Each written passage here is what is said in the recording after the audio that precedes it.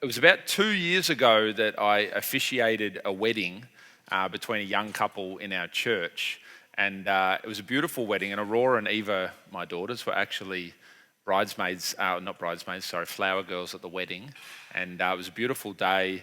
And the wedding went well. The ceremony bit that I had to do went well. And we were sitting in the reception that night, and I love it when I get to the reception of a wedding that I've officiated, because I kind of get to let my hair down and have a beer and enjoy myself and relax and have a beautiful meal and everything. And it was one of those nights. I was just enjoying myself. And then it came to the the father-daughter dance for that night. And the dad got up and his daughter got up, and they have a great, beautiful relationship. And I know them well, so I knew that they were quite close. And it was probably the most incredible, touching father-daughter dance I'd ever seen. And it was a very, very special moment. And I was sitting there with my, relaxing and feet up and having a beer, and I started crying. I started bawling my eyes out as I was watching this father-daughter dance, because it just hit me all of a sudden that I've got two daughters, and one day that this is going to be me. And I don't know if I was crying because I was being touched by the dance, or because I'm not ready to give my daughters away yet. And I'm not ready to do a daddy-daughter dance. And that's okay, because they're 7 and 5, so I shouldn't be giving them away yet. But it really, really touched my heart. And I realized that, the way that I view my daughters now, even though they're only 7 and 5, really dictates how I'm going to relate to them in the future when they're a woman. And I want to ask you, dads, when you think about your daughters in the future and one day when they become a woman, do you want to walk them down the aisle to a man at their wedding day as some traditional thing, something that's a little bit embarrassing, something that you have to do because every dad walks their daughter down the aisle? Or do you want it to be something that is meaningful, something that is the true meaning of giving your daughter away, that you have her heart, that you have a relationship with her that is deep and meaningful, that you're connected, that when you walk your daughter down the aisle that day, that you're giving away a woman that has become everything that God has created that woman to be, and that you have played your significant role, probably one of the most significant roles in her life, in molding and shaping her into the woman that she's called to be. A father's words create his daughter's life. A father's words create his daughter's future.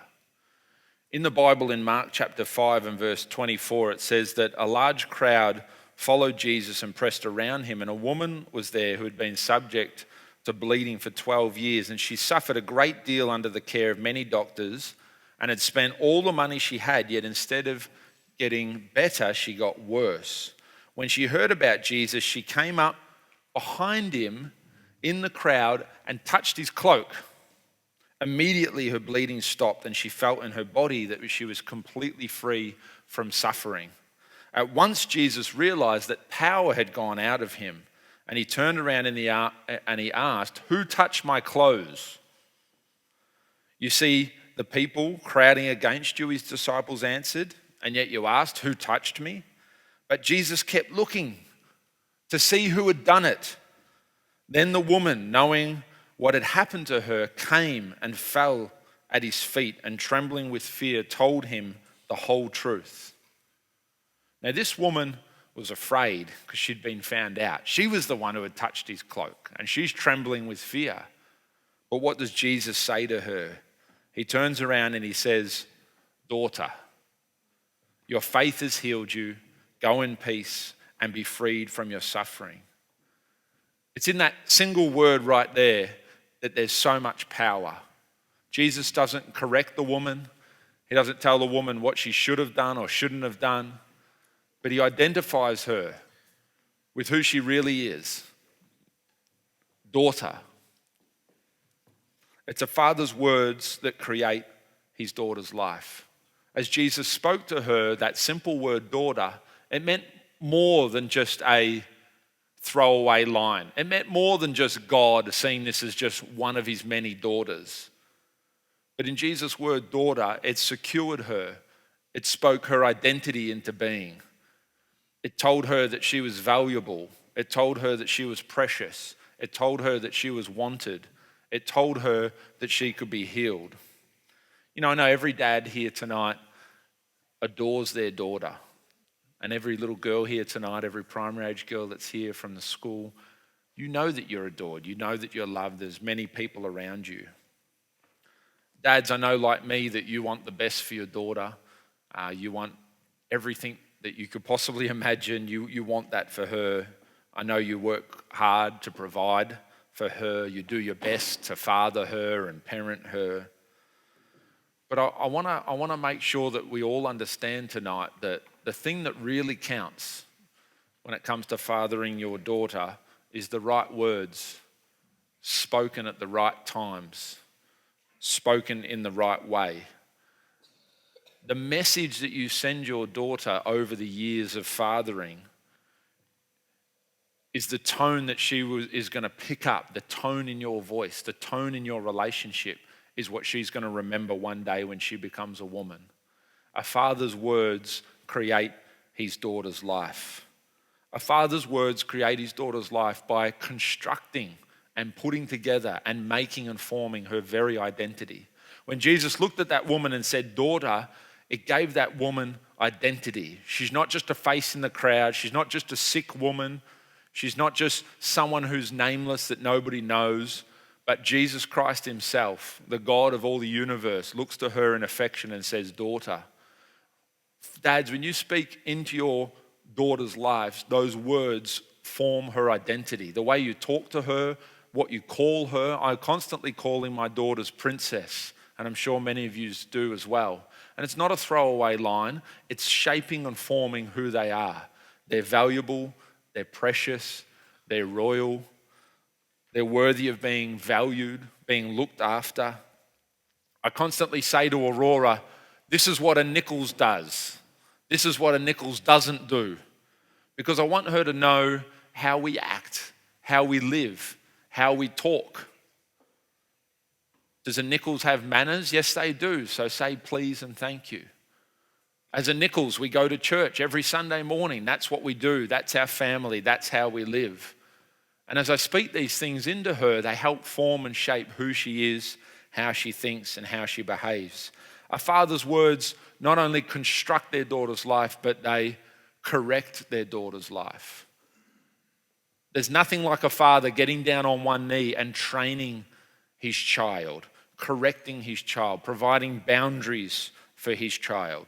Just a couple of weeks ago, we were in Washington, D.C., and my youngest daughter, Eva, who's just turned 5, we're at the Lincoln Memorial of all places, looking at the big statue of Abraham Lincoln, and she just goes into a crazy fit, tantrum, tears. There's hundreds of people all around, and she's just going berserk over some twisted sock or something that didn't go her way, I don't know.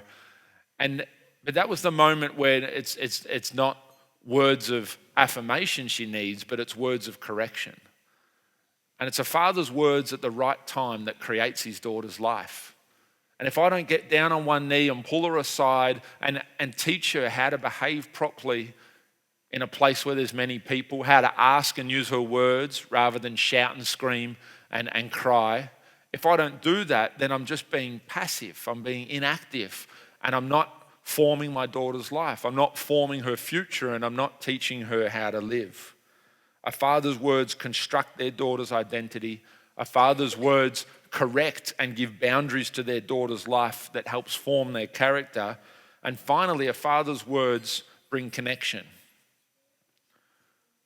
I take my daughters out every now and again on daddy-daughter dates. And although they're young, they've already cottoned on to this being such a special thing. Because a father's words bring connection.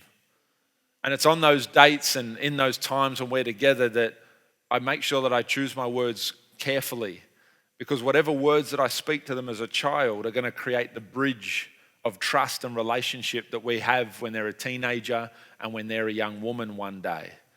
And this is the time, dads, where you have the power, you have the opportunity to take your daughters on daddy-daughter dates, to take your daughter outside. And Aurora and I helped her to learn to ride the bike without training wheels, didn't we, just a couple of weeks ago?